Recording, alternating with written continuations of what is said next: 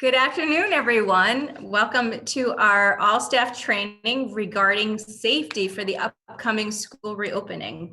We appreciate you joining us. There's a lot that we have to talk about today. We will not be covering everything that you need to know, so we are not doing our mandated HAZCOM training or our mandated anti-harassment training. Those will come later in the month.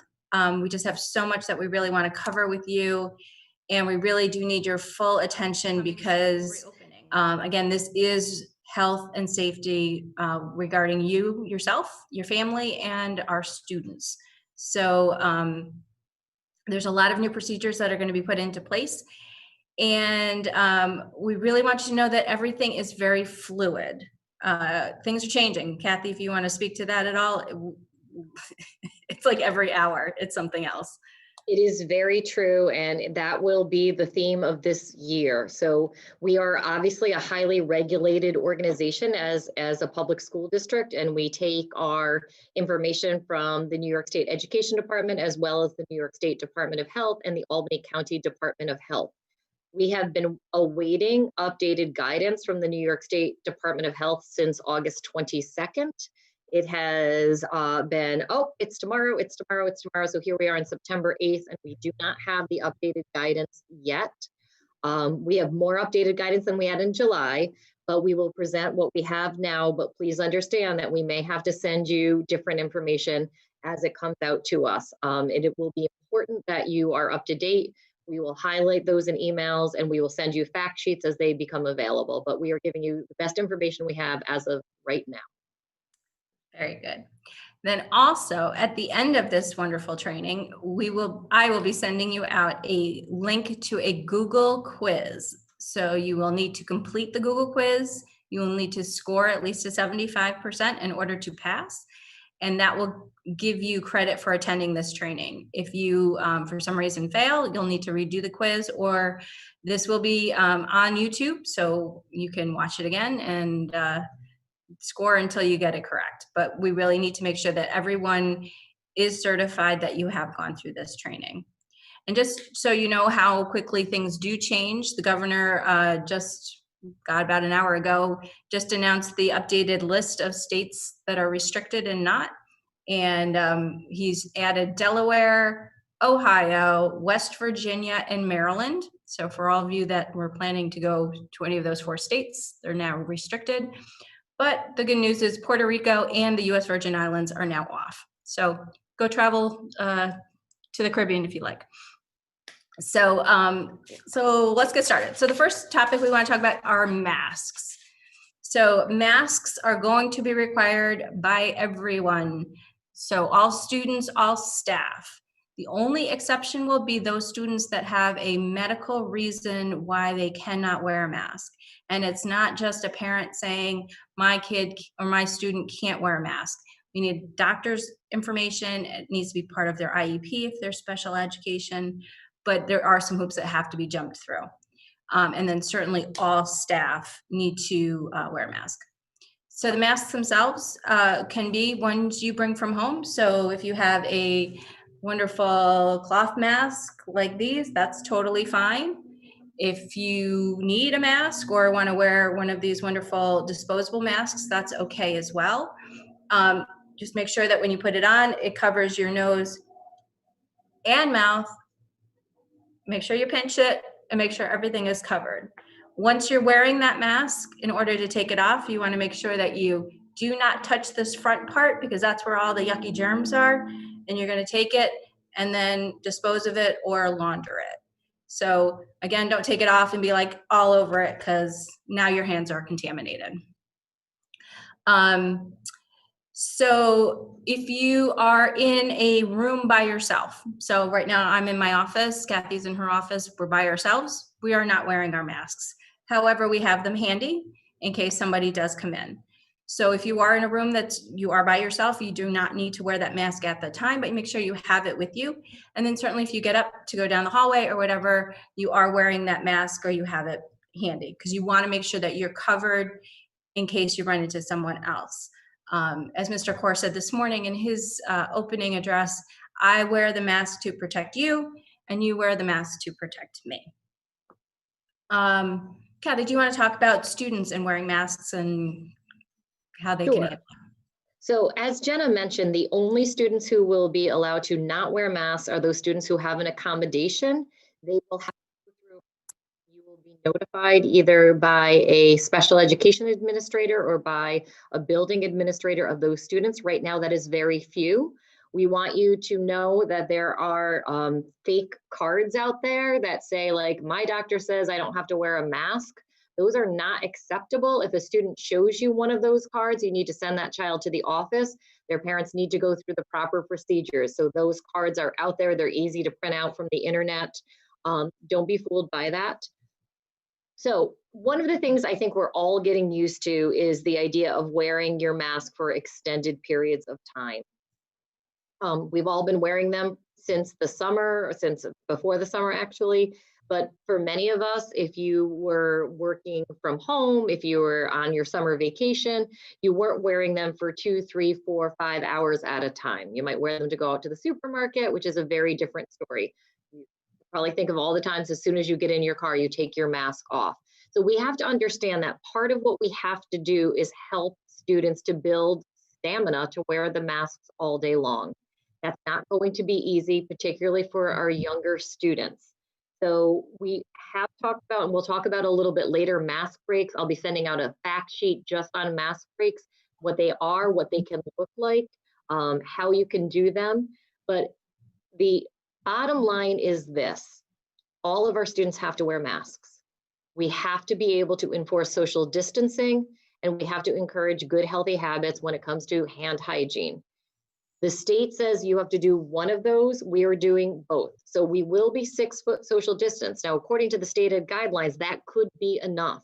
We want to go beyond that and say, no, we're going to do the social distancing and we're going to require, excuse me, masks. For our students, as we work through this, we really have to approach a student who's not wearing a mask with knowledge of their age and their ability to understand what they're doing. Obviously, the way a first grader is talked to about a mask is different than the way an 11th grader is. And there's a difference between a child making a mistake, pulling the mask down, taking it off to breathe, and a child truly being defiant about that mask. Teachers, if a child is being defiant about wearing a mask, you remind them and ask them to put the mask on like you would do anyone else. If they do not, if they refuse, then you are to send them to the office. And we will then have conversations with their parents. That is something all parents who said on the survey that they wanted to send their child in person had to attest in the affirmative that I understand that by sending my child to school, my child will have to wear a mask all day long, including in instructional times. And they've all checked yes to that. So they're well aware and they're on record. And we will work with you, and your administrators will work with you should any child not be wearing a mask. Great. There's been a question that has come up regarding face shields and whether or not a face shield is something that you can use in place of a mask. And the answer is no. You can wear a mask and a face shield, but the face shield alone is not considered protection enough. If you, in your role, decide that having a face shield would be something that's really important to you, that's fine. We've purchased a ton of PPE. So we have masks, we have disposable, we have face shields, we have disposable masks for kids, we have disposable masks for adults, we have gowns, we have what's called an N95 mask. And those are the most restrictive. But in order to get one of those, you have to really be in a highly exposed area. So working really, really closely with kids, like a nurse or someone that might have some medical issue that they decide that they really need that N95. If you are one of those folks that would like the N95 mask, you need to make that request to me. And then we need to send you to a medical provider to get fit tested. And basically, you can't just pop the mask on and consider it done. They have to check it to make sure it fully seals. Otherwise, it really is ineffective. So if you do need an N95, we have them. We don't have a ton of them, but we do have them. So if you feel that that's something really important to you, that's fine. Just reach out to me and then we'll get you set up for that. Other PPE that we have that is important to know is we bought a lot of gloves. Those are really meant for those departments where they're in close physical contact with children. So if you're an occupational therapist and you're working with a child, certainly you should have gloves. Custodians, food service, the like. It's not meant for just the general ed classroom teacher that's teaching. So again, we're trying to be resourceful with our PPE. Everything costs a lot of money, and we some of it is in high demand, so we don't have tons of resources of certain things, but we definitely have what is needed so far. And then we've also purchased gowns, and then some staff have requested clear barriers, and I just wanted to be really clear about what that is. So if you are working one-on-one with a student and you need to be in very close proximity, we have created some they're not only, I don't think they're plexiglass, but they're definitely clear with a wood frame. It's very small, so it's like this big. You can certainly request one if you're having that one-on-one contact with a student. We are not doing full-size 8-foot partitions between you and the students. We're not doing clear shower curtains. There's all sorts of SED regs and fire code and all of that. So again, if you are somebody that's working real closely with a student and would like to have that extra barrier, let us know. Our maintenance staff have been making them, and it might take a little bit of time, but they've been doing a fabulous job. But just know that they are they're kind of small. So I think that covers everything on PPE. And if there's anything that you think of that you would like that we haven't talked about, certainly reach out to me. We're trying to do our best to be creative and come up with different ideas for things that people can use. Okay, moving on to our daily attestation and temperature checks. So for those of you that worked ESY or were in over the summer, you knew that you had to do a daily attestation, which was a Google form, which Gary Cimarelli had turned into a Google app, which was awesome, which basically made you answer several questions about your own personal health, how you're feeling, and who you might have been exposed to. And then provided you answered no to all of those questions, you were cleared to come to work. What we've found is, well, that was good for summer because it was a very small group of people. Now this is something that we have to do for the entire district, all staff, all students, every day. And truly just having it done through Google is just not going to be, it's not going to be appropriate. It doesn't do what we need it to do. So Julie Scriven and I have been working with a company called Pinpoint. And they have a system which will do the self-attestation. And basically you'll get a text or an email every morning. The timing is kind of dependent upon when you normally would be getting up to go to work. So certainly the bus drivers are going to get it earlier than, let's say, the teachers. But you'll get let's say you get a text, it will then have a link right in the text that you click on, and it'll take you to the attestation where you're going to answer those questions. And again, the questions are things like, have you been exposed to COVID? Have you taken care of somebody that has had COVID? Like, have you been diagnosed? Do you have any COVID related symptoms, which we will talk about later on because that's a whole other topic. Have you traveled to one of our restricted states that we just talked about? And then once you answer those questions, if you answer no to all of them, you'll get a little thing that says, great, you're welcome to come to work, and all is good. When you get the initial one, it'll give you the option to say, I would prefer to get my attestation daily via email, or I would prefer to get it via text. So you will be able to make that choice. And then going forward, that's the way you will get it. For students that may need it translated, the questions translated into a different language, because we have a lot of families that will have that need. We're in the process of getting those questions translated. And then once they select their language of choice, every attestation will be in that particular language. In addition to doing the attestation is also a requirement for temperature checks. So we are going to be requiring that all students get checked prior to leaving their house or when they're doing the attestation. and the threshold is 100.0 degrees Fahrenheit. So if you're 100.0 or more, you're considered having a fever and you are to stay home. Same thing with kids. They have that temperature, stay home. The biggest piece with this attestation is really trying to cross-reference between, okay, here is the start of the school day, all the kids are coming in, we need to really figure out who's done it and who hasn't. And according to our attorneys, we really can't have students enter into a particular classroom without having done the actual attestation. So we have to somehow catch the kids after they get off the bus, but before they hit the classroom, and figure out who's done it and who hasn't.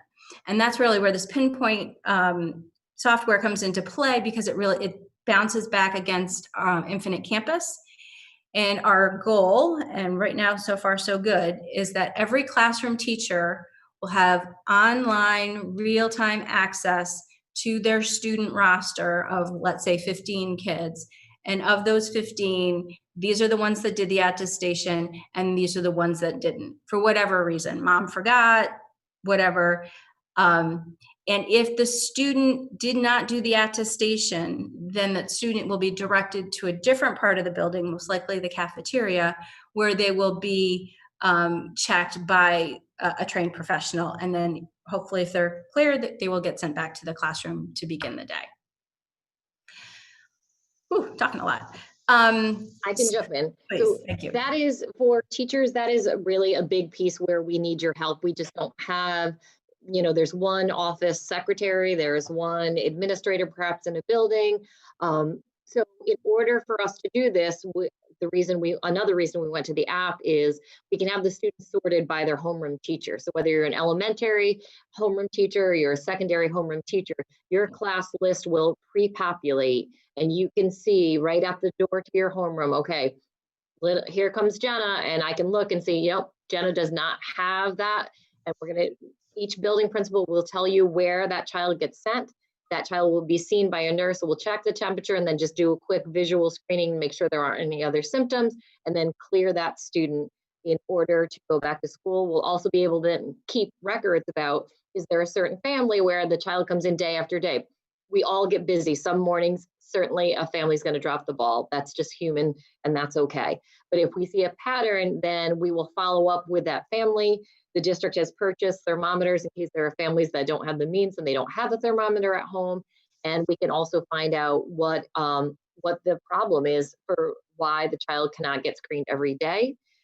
Remember that there is a remote option out there. And if parents aren't able to comply with either the mask wearing for their children or the attestations, we will have to talk to them about moving their child then into a remote learning segment, because we need everyone to take these rules seriously to protect the health and well-being of everybody. Thank you. And then for staff, same thing. So you wake up and, something happens and you forget to do the attestation and you're driving into work. We're trying to put signs out that we have one out certainly in front of Goodrich and one in front of the high school saying, did you do your attestation? So you could do it in the car before you get in the door. Or by the swiper, we're also going to have a sign that says, did you do your attestation? So enough to kind of remind you, but then that's something that's going to be on administration to say, hey, Joe Schmo teacher, you didn't do your attestation today. You need to do that. It's one of those things we need to be checking all the time to make sure that everybody is in compliance. Well, I'm old enough to remember before we had lanyards, and I remember when they first came out thinking, I will never remember this. Like, that's just not me. That's not that. It's just not a detail I'd be good at. And then eventually it just becomes habit. And that will be the case for us as the employees and also for our families. It will be clunky in the first couple of weeks. Parents are stressed just trying to get the kids out the door in the morning. So we will be more understanding the first week of school than we will 3 weeks in. So just all of these things are new normal, to quote that phrase, and it will take some time to get it up and running, and we will all work through it together. Agreed. And I think that's why it's helpful to have that daily text to you or the daily email, because you're more likely to be, oh, I need to do this. Oh, I got a text, I need to do it. And literally it takes 30 seconds, if that. But the big thing is we really need you to assess your own personal health prior to coming into work.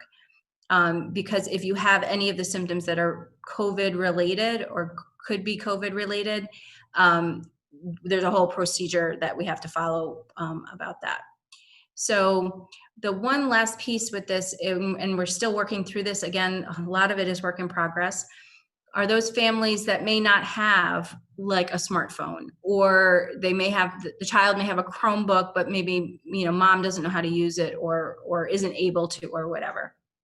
So there still will be some level of, a student could come with a piece of paper that we would have, this is my attestation. So it's not done and on the computer, but it's done on a piece of paper. We submit it, we enter it for that student, and the student is fine. So we are working through that right now. And then certainly every visitor coming in, all our contractors, everybody has to do this attestation. It's not just students and staff. So again, I'm just bear with us, be patient. And all our families will be getting the same thing as you'll be getting. They will be getting either the opportunity to get the morning email or the morning text. So that is all getting set up. So they will get that daily reminder. Having said that, there could be students who come to school who are sick, that they're either, they don't do the attestation, they get to the nurse and the nurse does realize they have a fever, or, things come on people quickly. That happens all the time. And all of a sudden a child is in your classroom and says, I feel sick and I want to go to the nurse, and you follow your normal procedures and send the child to the nurse. And the nurse will do what they always do, which is evaluate. They don't diagnose, but they evaluate the child so that they can talk to the family and let the family know. If it is something that the nurse feels is COVID related, they will have that conversation with the family. The family will have to come and get that child, but that child will go into an isolation room, which is the name the state gives it. It sounds like a very scary name, especially for the little ones. But it is certainly something to protect their health and well-being as well as others. So Jenna, I want to talk a little bit about what the isolation room will be. Sure. So every building has designated an isolation room. This is different than the regular nurse's room. So it's kind of like we have the well area for the kid that needs a Band-Aid or an ice pack. And then we have the isolation room for any child that's exhibiting any COVID related symptoms. And that child will be in there. The nurse, anyone that's actually doing treatment or assessing that child will be in full PPE. So that's the N95, the face shield, the gown, the gloves. But some people may be asked just to monitor the isolation room, which means that you'll be outside the room looking in. So you're not actually being with the child, but you're just making sure that the child is supervised kind of from a distance. And so that isolation room that is designed so that we can keep those children separate until their parents can come and pick them up and take them home and follow the proper protocol and procedure. So we're going to talk with you. Jenna mentioned before the fever, right? 100 degrees or higher constitutes a fever. Again, these are not our guidelines. We take our guidelines from the Albany County Department of Health and the New York State Department of Health. We think by now you probably all know the symptoms because we've been living with a pandemic since March and we've been hearing about it in the news, reading about it in the paper. But we want to be clear for the school district purposes, under the auspices of Albany County Department of Health, what we define as COVID symptoms. So it is the fever that we talked about, 100 degrees or higher Fahrenheit, obviously. In addition, it could be chills, shortness of breath, and relatedly difficulty breathing, fatigue, muscle and body aches, headache, a new loss of taste or smell, sore throat, congestion or runny nose, nausea, vomiting, or diarrhea.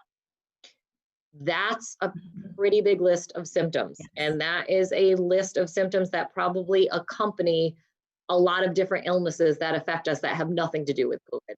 It could be anything from allergies to a 24-hour bug could represent that way. So we'll talk to you about the protocols. If you do feel any of these symptoms, or if students are reporting any of these symptoms, what our protocols will be, both to stay home from school or to get back into school once you have been identified and have had symptoms and have been feeling unwell. So Jenny, you want to start with some of that protocol? Sure. Okay. So this is first, we'll start with staff. And this actually could also pertain to students. So you're home, it's in the morning, the alarm goes off, and you're like, wow, I've got a splitting headache for whatever reason. So you go to do your daily attestation, and the attestation says, do you have a headache? And you need to answer that question correctly, which is, yes, I do, which now puts you into our protocol regarding somebody that has one or more COVID related symptom. So you don't have to have all of them. You can just literally have one, and one being, I'm tired, I'm fatigued today. That's considered a COVID symptom. So first and foremost, you're going to do that attestation, and you're going to say that you're answering yes, and then you're going to stay home. You're not going to come to work. You're not going to pop a couple Tylenol and hope that it all goes away. You're going to stay home, because the way COVID is presents in a number of different ways, but it certainly presents like the common cold, especially in children. So you think that you just have a headache because you kind of slept wrong on your pillow, but you don't know that to be true or not. So you're going to do your attestation, you're going to stay home. You're then going to you're going to seek a diagnosis from your doctor, something other than COVID. So let's say it's allergies, and now it's seasonal and it's hay fever time, and yep, now I'm sneezing like crazy. You're going to get a diagnosis, doctor's note saying it's something other than COVID. So yep, this person has seasonal allergies. Here's the hard part. And you have to get a COVID test. It's not an or, it's an and. So doctor's note, and you have to get a COVID test, and that COVID test has to be negative. And then for you to be able to come back to work, you have to have those pieces, the doctor's note with the diagnosis, the negative COVID test, and then your symptoms need to have gone away, unless the symptoms are totally related to the doctor's diagnosis. So if I still have got a runny nose because it's allergies and we know that, that's fine. But if you, let's say it's a stomach bug, and you're throwing up, you got to have cleared the symptoms in order to come back to work, along with that doctor's note and the negative COVID test. So it's a lot of, like I say, hoops to jump through. The other avenue is if you choose not to go to the doctor and choose not to get the COVID test, you need to remain out of work for at least 10 days and have all of those symptoms resolved. So if you choose not to go to the doctor, kind of two paths. Those are true for our students as well. And in full transparency, we were expecting some of the state guidance right around this, because certainly you can think about the number of students who are going to start going back to school next week.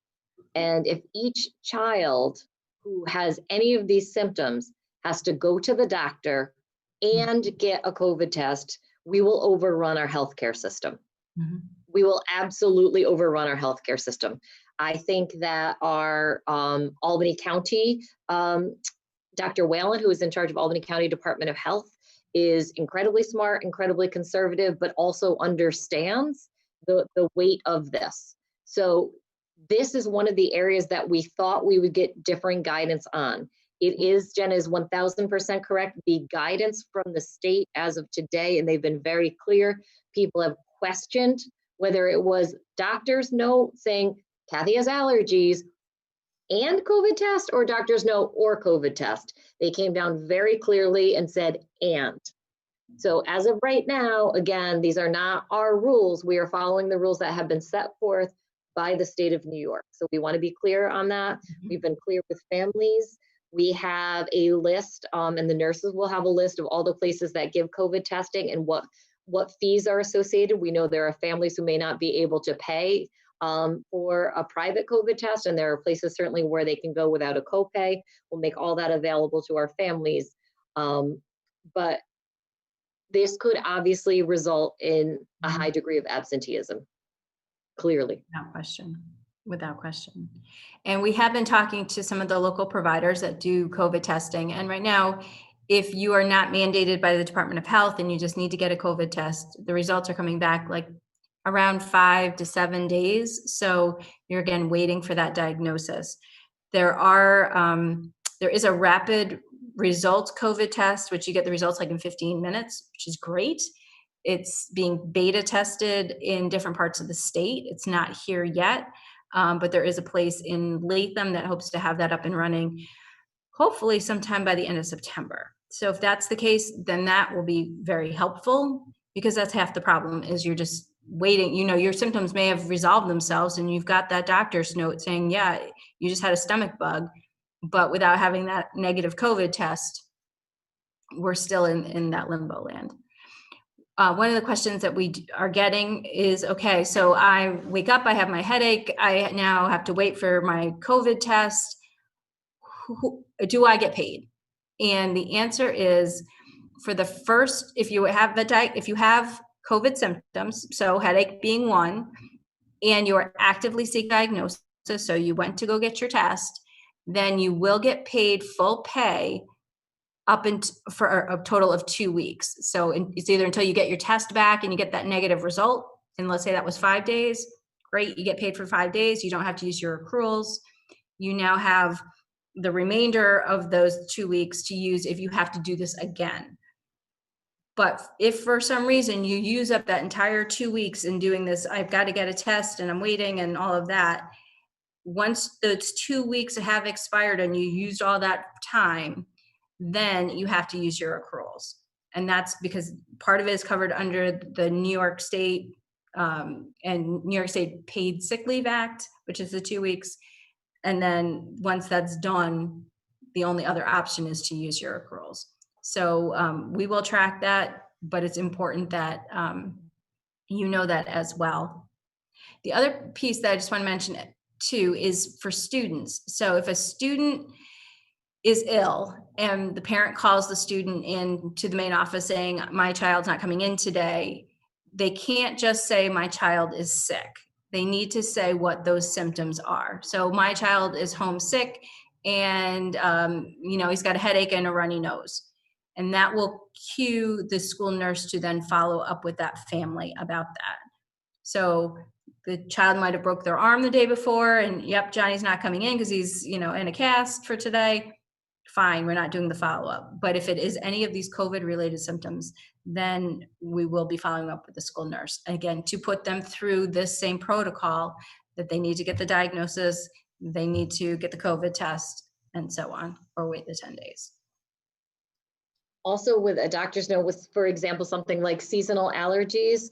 I know for me right now, my allergies will be terrible until the first frost, which could be, next week, or it could be the end of October. So if I get a doctor's note from my doctor who says that I have seasonal allergies and you can expect to see these symptoms through the end of October or the end of the fall season until a good solid frost, that you don't need, or families and children don't need, like a note every week that they have symptoms, because sometimes the pollen's really bad, sometimes it's better. So a doctor's note saying, like, I would expect to see allergic symptoms from this person from this time to this time will suffice with the COVID test, but they don't have to go every week to the doctor. Right.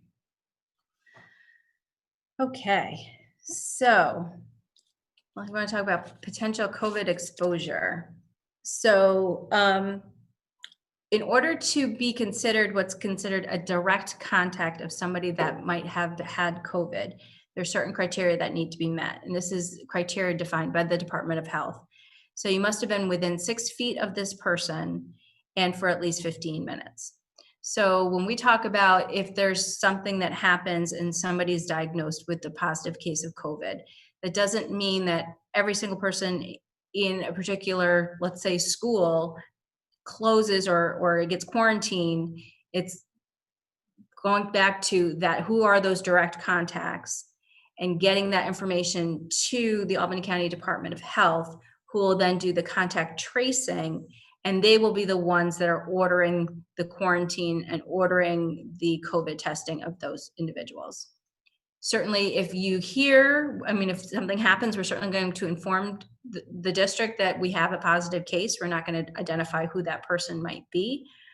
But if you're concerned about getting a test and all of that, you certainly can do that. Just know that you will not get an expedited test from the Department of Health. They are only doing it for what those people they're calling direct contacts. And you may have seen over the summer, on occasion, you might have seen something on the news where it says, if you were at Burger King on this date between these hours, then you should watch and kind of self-monitor to see if you have any symptoms. We would do something similar to that in an announcement. So we're certainly, as Jenna said, we are not going to ever violate the privacy of the person, but it won't be also someone in North Colony somewhere had this, because then that will just have everybody in a panic. So we will give as much information as we can to be informative and not so much as to reveal a person's identity. So you will be made known. Everyone will get the message. So even if it were the case that like, oh, it happened in Blue Creek, but you're an employee at Loudonville, so you probably wouldn't have crossed paths. We're going to let everybody know, because outside of school, we don't know who has crossed paths. And so for our families to know that, and one of the things we've seen very consistently in cases that are happening is a lot of the cases when Albany County does the contact tracing are not coming from work environments. They're coming from social events outside of work. And that is something to be mindful of. And we will continue to remind our families and our faculty, it is the rules that we're putting in place here. We're still a part of a community. We're seeing that right now in colleges. They're not getting it in the classrooms, they're getting it at the parties in the dorms. Right. So if there is a case and you are not labeled a direct contact, what we would say is you are able to come to work, but you must be asymptomatic. So you are going to do your daily self-attestation, and you're going to do that health check and say, how am I feeling today? And you can just certainly use additional PPE. And, if you feel the need to self-quarantine, that's certainly your choice. If you want to get a COVID test, you certainly can do that. The only ones that are going to be dictated are those that are considered contacts through the Albany County Department of Health. One of the pieces with contact tracing, and we did this over the summer with our when we reopened for ESY, and this is also helpful. It's not required, but is we're asking the staff kind of keep a daily log of who did they interact with. So not, oh, I just passed Joe in the hallway, for 2 seconds, but hey, I had a meeting with Kathy today, and we were in close proximity. Yes, we wore our masks, but we were in close proximity. Because what'll happen is if there is a case, it's usually not that day. It's usually, what happened 3 or 4 days ago. And you might be like, I don't remember. I have no idea. So we're asking people just to keep just a daily log, keep it on your phone, or just keep it on a piece of paper. Today I met with so-and-so, or I interacted with so-and-so. And that way, if God forbid something happens, you will have that information handy, so that if a contact tracer calls you and says, you've potentially been exposed, you can say, okay, I met with so-and-so for this long, blah, blah, blah. It just helps a lot. It helps them do their job. And then again, going back to that social contract, I'm protecting you, you're protecting me. So we want to make sure that everybody is kind of aware. It's a very close partnership between the school district and Albany County Department of Health. They're incredibly responsive. We're incredibly lucky to have them and to be able to work with them.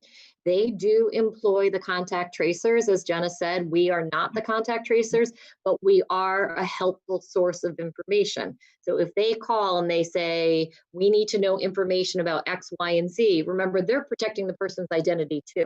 So they're going to talk to you first if you're the person who has COVID and get it all from you. But they might say, we need a list of, and obviously that goes to a very, very small number of people who can give them that information to protect everyone's privacy. It is important that you understand that if Albany County does tell you to quarantine, the contact tracer says, like, yes, you need to do this, you need to get a test, and you need to quarantine. That is a legal and binding order. They have, not only do they have contact tracers, but they have case managers. The case managers are the people who are going to be calling you in the middle of the day to make sure you're home. So please know that that is a very serious part of this process. It is about testing and tracing and isolating. So we all need to understand that there are repercussions if we break quarantine or isolation that has been imposed on us by the Department of Health. I do want to just go back to the mask wearing for a second, because I know it gets tough, right? You're with necessarily the same people every day, and you're like, yeah, you're fine, I'm fine, I don't need to wear my mask, or I'm wearing it half on, half off. You can't. You just can't.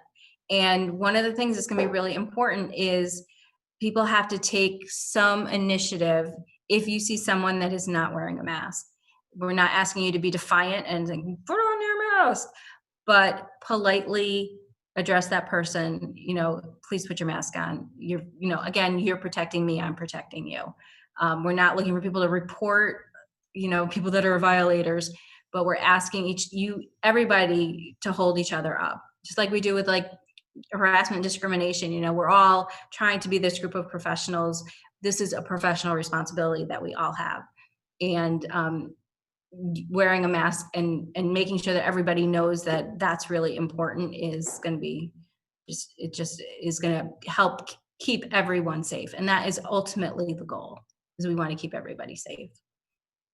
One other thing, in case there is a potential positive case or an exposure and you get contacted by Department of Health, the only expedited lab in our area is at SUNY Albany, because that is the state-run lab, so they can just boom, take the results right over, and you can get your results in 24 hours.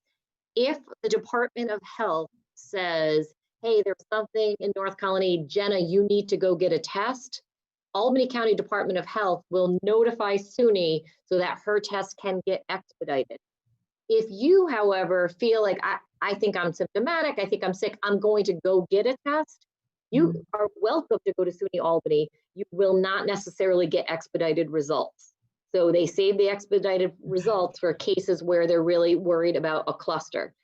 Having said that, if you're thinking, well, geez, I live in Clifton Park, and Albany County is now called and said I should go to SUNY. Why can't I go to the wellness place around the corner? The reason is they want you to get the expedited testing. The faster they get the results, the more likely it is that they can prevent an outbreak. So understand it is about that. And if you are just feeling nervous, you've been around people, you think you want to get a test, you're welcome to go wherever you want. But understand, as Jen had said earlier, those results will come in anywhere from 4 days to up to 8 days. It just depends on the backlog. Totally agree. So the one question we're getting is, what happens if we have a case? Will we close school? And do you want to answer that? The answer is, and no one's going to like this answer, it depends. It depends. It depends on the circumstances.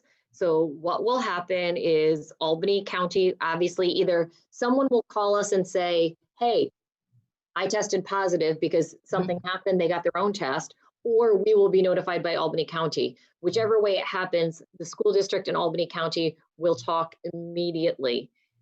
Dr. Whalen will go over everything with Mr. Core.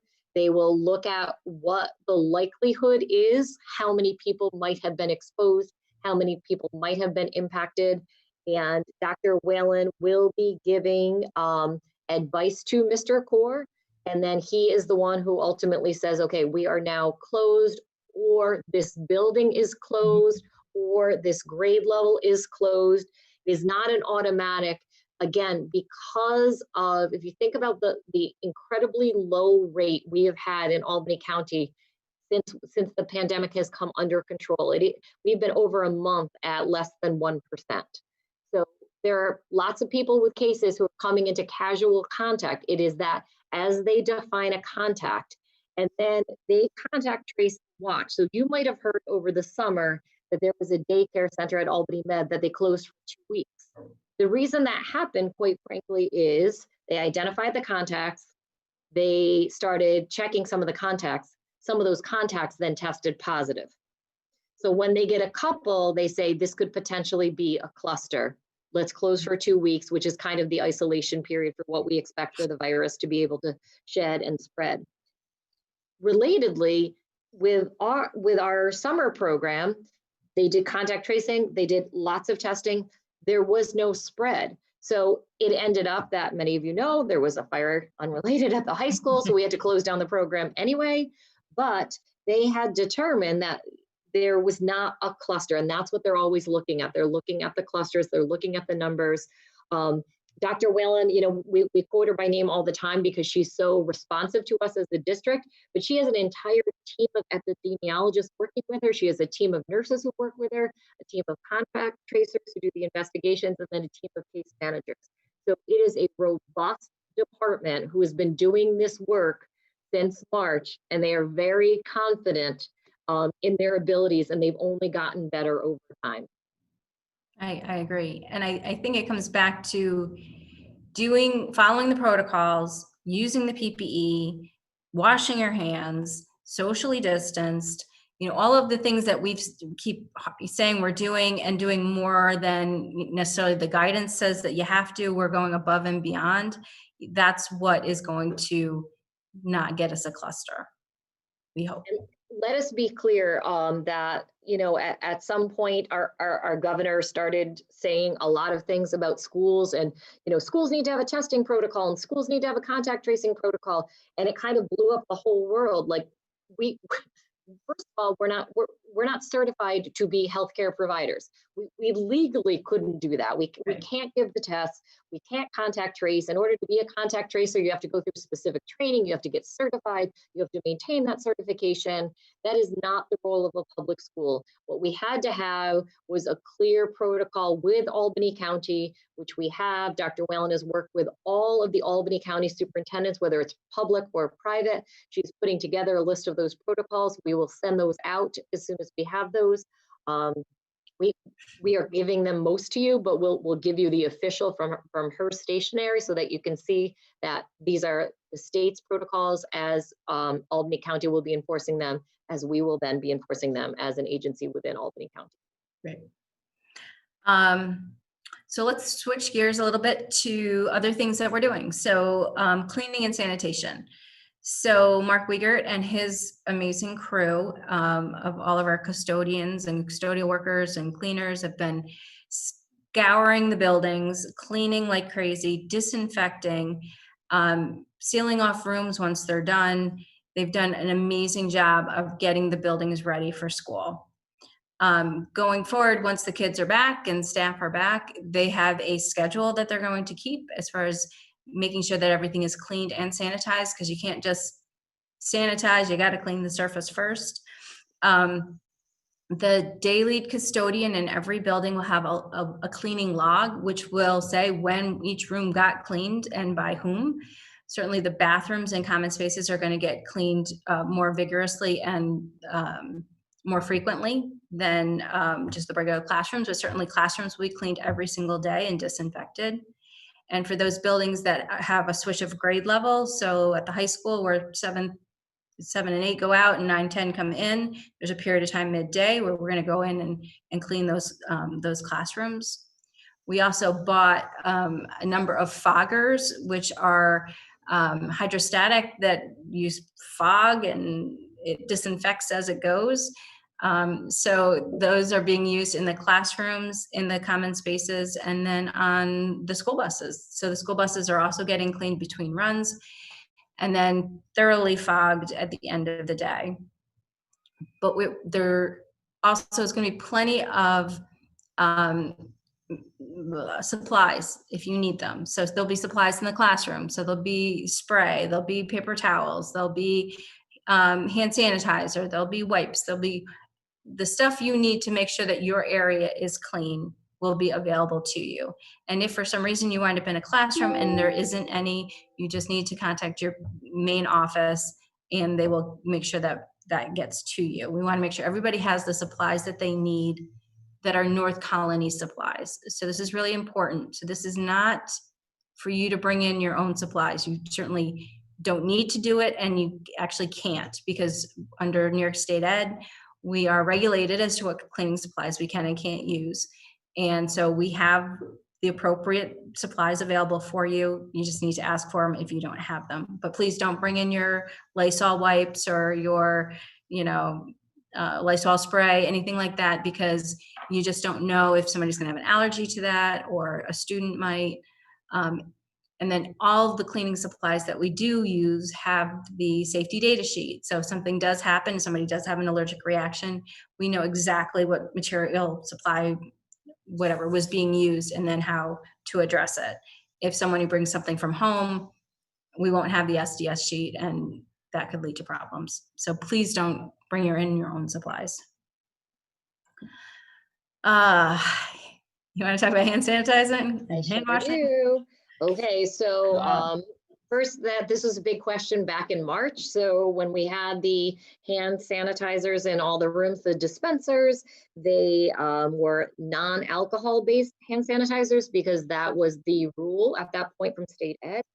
Obviously, state ed has since changed that rule because the alcohol-based hand sanitizers are better at killing germs. So they are the alcohol-based hand sanitizers. There have been new hand sanitizers put in many locations if they weren't in common areas. A lot of the newer ones are touch-free, so you just put your hand underneath it as opposed to kids having to touch it. But more important than hand sanitizing is whenever possible, you wash your hands as opposed to hand sanitizing. It's a great backup. We will be working as we always have with our elementary students. If you're a high school teacher, these aren't things that even enter into your mind. But if you're an elementary teacher, you know this is your world every year during cold and flu season. So we will be talking about washing our hands. We will be making sure that we are allowing time to wash hands before lunch, before snack, after snack, before a mask break, after a mask break, washing of hands. Secondary school, as classes change, reminding kids as they come in, hand sanitizer, to be very clear about that. That's an important part of what we're doing. We have disabled the hand dryers and we have paper towels. Again, that's easier for you to dry your hands. It's faster and it also doesn't blow things around, and we don't want to do that in the atmosphere right now. Please know that we will have signage in all of the buildings, reminding kids, reminding adults, but it really is the trio. And when we did talk to Dr. Whalen to say, like, why do you think it has gone so well in Albany County? I mean, there was a time back in March when she was saying what's happening in New York City is going to come up the throughway. It's going to come up the throughway. It's just a matter of time. And yet it didn't materialize. And even though we've opened up more things, we still have capped a really good rate. And she said, we have really good compliance in this area. And we have really good understanding of what it takes and what the precautions are. And she said, as basic as it sounds, social distancing, wearing a mask, and vigorously washing your hands are really the gold standard of stopping the spread of this virus. And I want to say something that Jenna said earlier, and I can only speak for myself, but I can think about back in March. I think until I started kind of really getting back to work and starting to be around people, like I did get lax a little bit in June and July. Like I wasn't as clear when things got delivered to my house about letting them wait for 48 hours. I wasn't, having raw hands from washing them so much. And now that we're back, I'm realizing how it's easy to get complacent. And suddenly, like you're out around more people now, and life starts to feel a little bit more normal, which is great because that's what we all are longing for. But we have to really work hard, and we have to do that for our kids. We have to be good role models and be really good reminders for them. That's great. So to piggyback on that, so we will be doing the social distancing. So the 6 feet between individuals. We have set up the classroom so that there is 6 feet between desks. So the pods of kids are much smaller. We've got a lot of signage. So there's going to be floor markings that will help with traffic flow.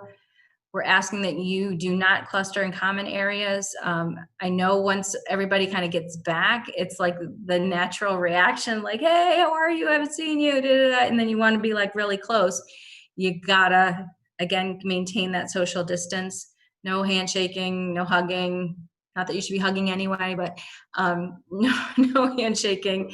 And we just have to be really clear and careful about touching each other and keeping that distance, because again, that goes back to that really important staying 6 feet apart will help a lot. Now, I Um, want to say to that to my elementary friends, next Monday, some little kid is going to run up to you and hug you around your legs. Like it's going to happen. Like, they're just not going to not be able to do that. And that is understood. We cannot encourage that, obviously, and we won't encourage that, but it also isn't the end of the world. You don't have to alert the world to a 5-alarm fire.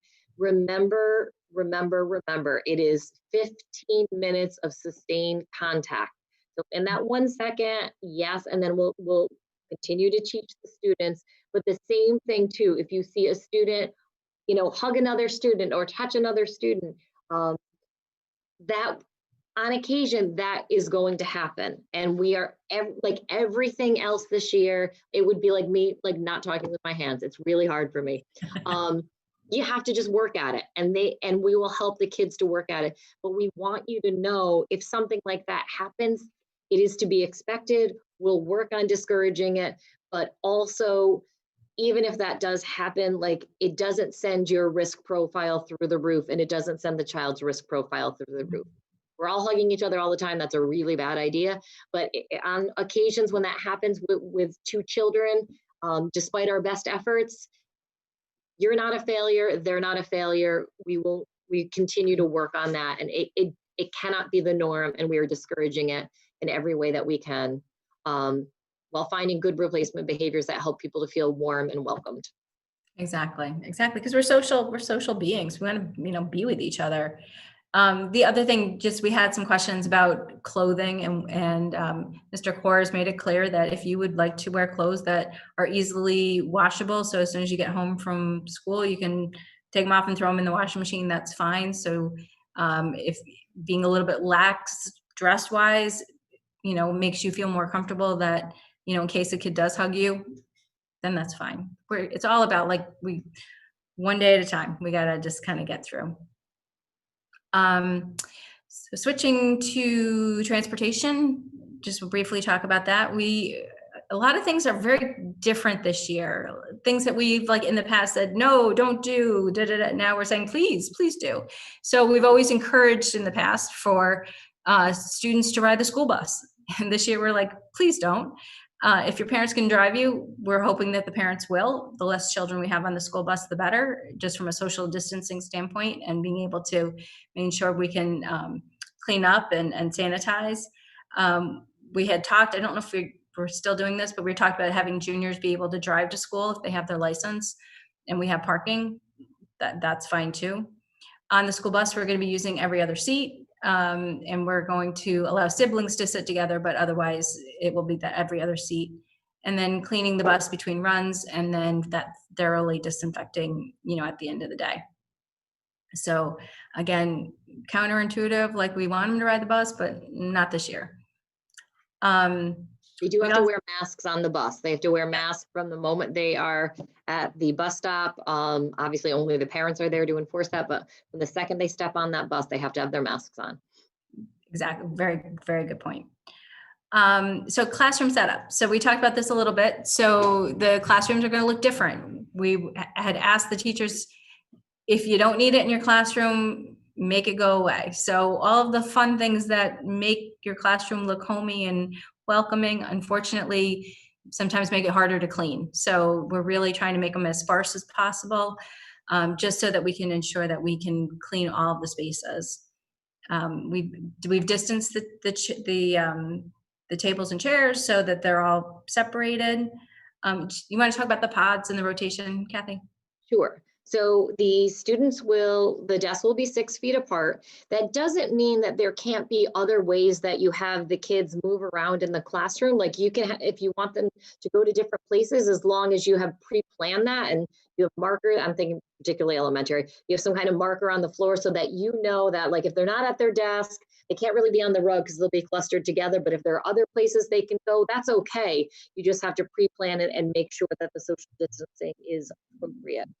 At the elementary school, our students will be in their small cohort groups in a sort of typical size classroom. Those cohorts are 15, and our larger spaces, they could be 18 or 19. The gold standard is the 6-foot social distancing in all directions.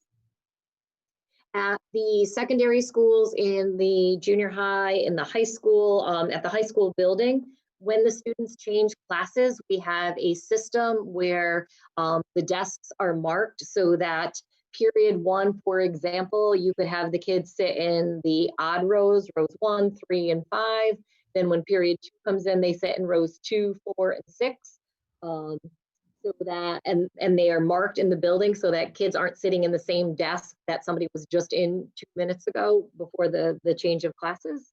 In addition to that, we will have large sheets of paper that will be available in the classrooms, 11 by 17-ish, so that much like in a restaurant where you've probably seen sometimes they put paper over the tablecloth, which I really don't like, but that's another story. We'll have that available. So if a child is really like worried about like, I don't even want to touch this desk, even though somebody wasn't at the period before, they can pick those up on their way in. We don't want to use any paper on rolls because then they have to sit there and cut it and then we'll get a cluster of students. They can grab it, they can put it on their desk, they'll cover the desktop and then they can throw it out on the way out.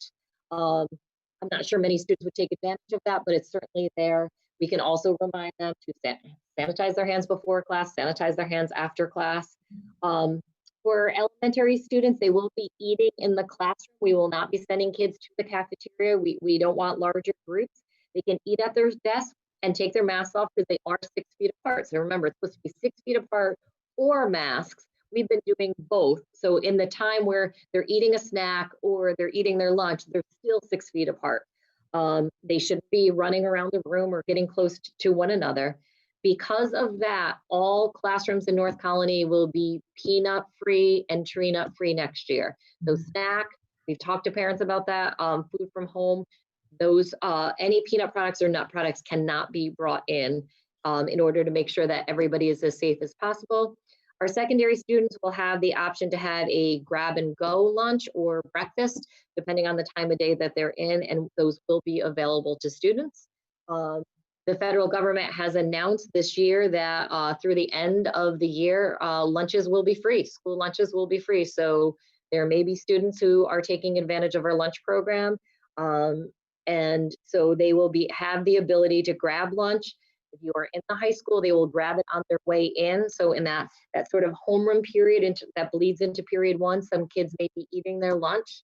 Please allow them to do so. We know we have a lot of families who are struggling. This could be, this could be the single best meal they're getting all day. So let them eat and then throw their garbage away on the way out, please. Thinking about what Jenna just said about things changing. So for years, we have been practicing safety, and safety was thinking about an intruder in the schools. So your doors were constantly locked and closed because of intruders. What that means is every time a kid goes in or out, and particularly at the secondary when they go in or out quite a bit, somebody's always touching the doorknob, right? So you may have even seen this as you've been out and about in some of your favorite stores or places you've gone, that they're starting to keep those doors open. You may keep your hallway door open. You may not, if you're in an elementary building, you have a door to the outside, you can't prop that open, but you can prop a hallway door open so that students can come in and out safely. It also helps with airflow if your door is open versus being in a shut room. So we encourage you to keep your classroom doors open.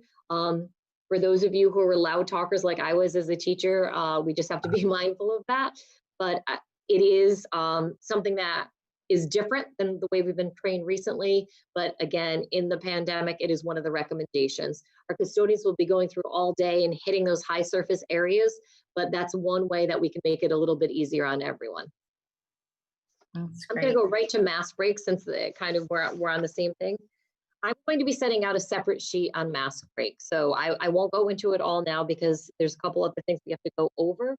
But it will be up to the teacher to decide how best to do it, because again, a first grade teacher is going to do it very differently than an 11th grade teacher.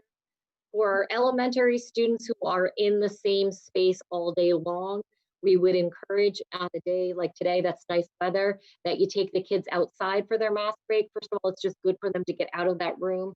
So we're going to have to incorporate more breaks throughout the day, even though it's a slightly shortened day than we would have. Everybody's social emotional well-being is paramount this year, including yours as the teacher.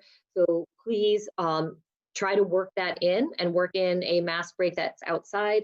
That's not as easy at the secondary level. They just need to be 6 feet away. So that mask break could certainly happen when they're at their desk. Their desks are already 6 feet apart.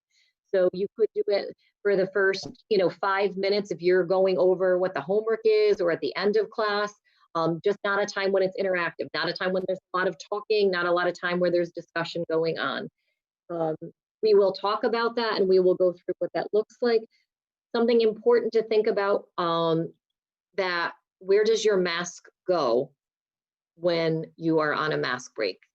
Because many of us are doing what we should not be doing. And I can say right now that I am doing it and I will be better. You should not take your mask and just put it on a table, right? We know that. Like, those are high touch surfaces. That is very true for our children. We have told the parents to use either the old fashioned brown paper lunch bags. You can put their name on it in marker. It goes in there. You just roll up the top just like your old lunch bags used to, and you can use it for like a week and replace it each week. They can use a Ziploc bag. That's a perfectly appropriate thing. Again, same thing, put their name on the outside. It goes in the Ziploc, it gets zipped, and then it doesn't get contaminated throughout the day. Additionally, obviously there's consumerism. So there are some products out there already made so that kids can have almost a lanyard type device to have their mask around them. That is not necessary. It's not a necessary supply. It might be a non-preferred supply, actually. According to Dr. Whalen, she's more worried about those because your mask can hit against things as opposed to being sealed in a bag. We'll have extra paper bags and Ziplocs in case kids forget something in those opening weeks as we're getting up and ready. But just know that that's something that we need to think about. Some families do not want their children to take a mask break. That is absolutely fine. So if you say it's mask break right now and some child is just not taking off his or her mask, just let it be. You don't have to question them. You don't have to ask them if they want. If they're not taking it off, that's fine. However, if you're taking all the kids outside, please take that child outside as well. Let them participate in whatever the activity is. But the mask break is not mandatory, because some families just feel uncomfortable with that. And I know our teachers at the elementary level will be creative and thoughtful in the ways to help students do this. The goal is to try to have fewer mask breaks in November than we had in September, and fewer mask breaks in January than we had in November, as we're all learning probably masks are going to be around in our society for a while now. So this is part of our responsibility, is helping kids to understand that and get as comfortable as possible with that. So the frequency with which you have to have them the first couple of weeks of school, you might be scratching your head thinking, I'm never going to be able to teach anything. We need mask breaks all the time. That should lessen as the year gets on, as we're getting more and more comfortable with wearing masks. Very good. Let's move on to ventilation. Yes. Okay, so state ed says that we have to have 10% of fresh air coming into the classrooms and into the buildings all the time. And we have not only met that goal, but we've exceeded that, and we're up to 20% in all rooms. So, I should say up to 20% in all rooms. In addition, we have MERV 13 air filters that have been ordered and will be installed hopefully by late September. So, which is one of those things that have been back ordered.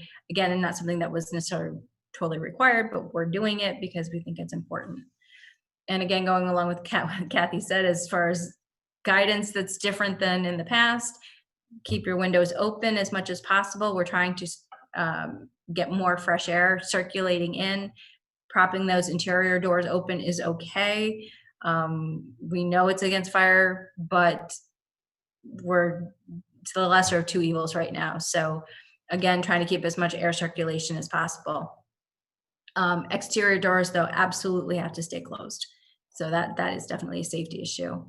And as of right now, we are not allowing fans, and we're not allowing those UV lights that come in and you can disinfect your area. Those are against state ed, I believe is true. So Correct. State ed said no, so we're not allowing those. So few little other things we want to talk about. The travel to restricted states, as I mentioned, Governor Cuomo just added Delaware, Ohio, West Virginia, and Maryland, and took off Puerto Rico, and the US Virgin Islands.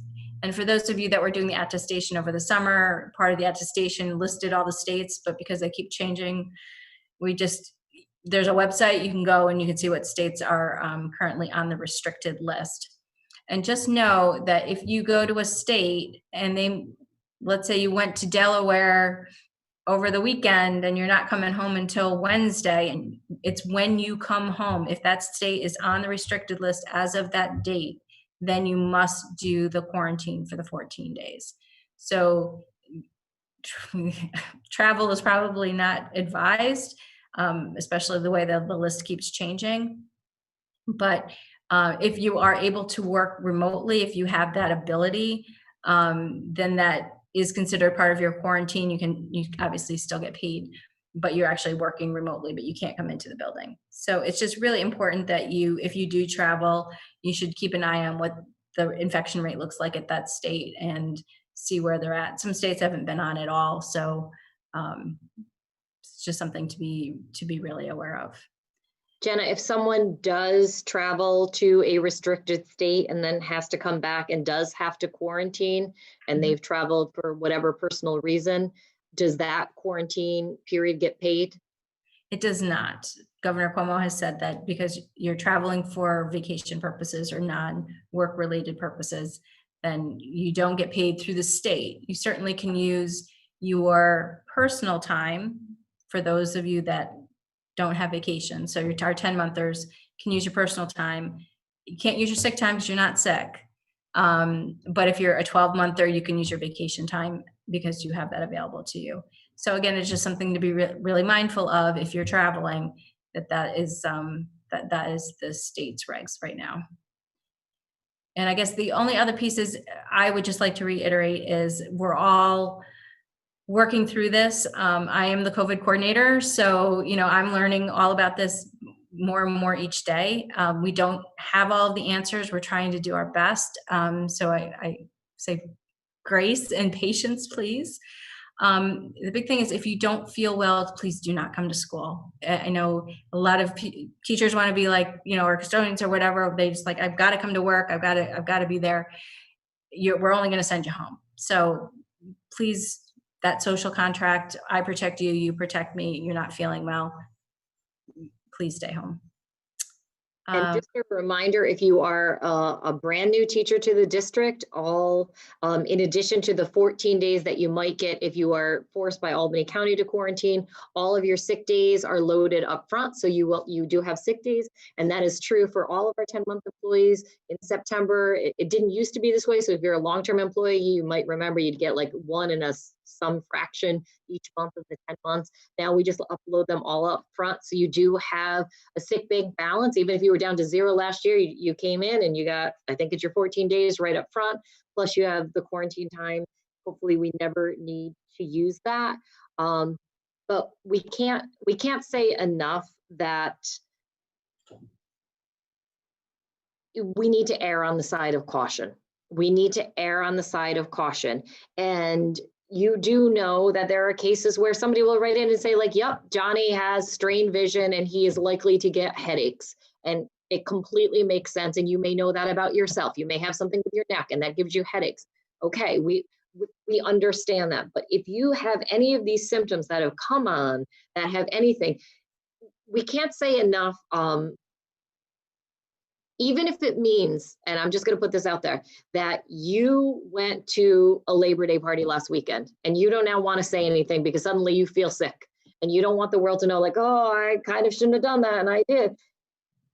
You err on the side of caution, and you absolutely have to notify us if you test positive. If you don't notify us and you get it from the health department first, we'll find out an employee has it, but Jenna is a confidential employee.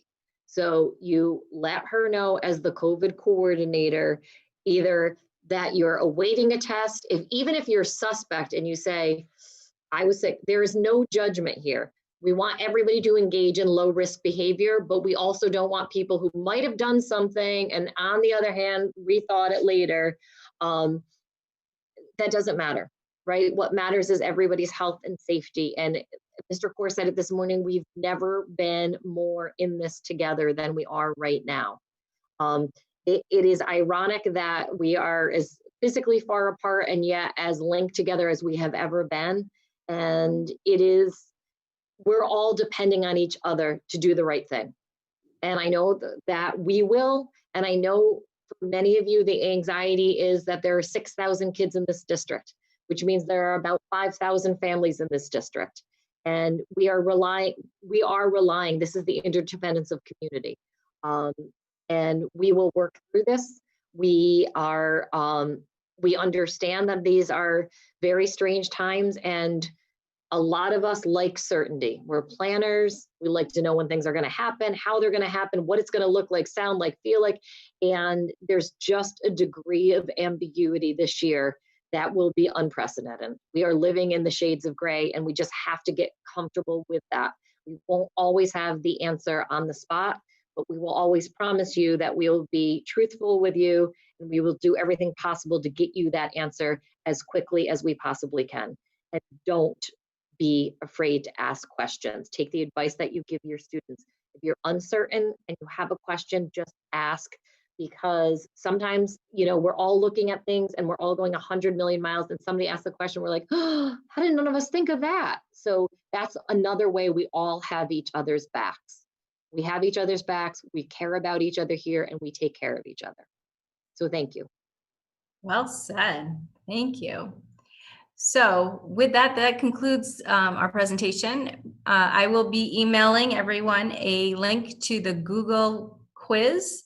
So if you would complete it and score well, and then you'll get credit for this.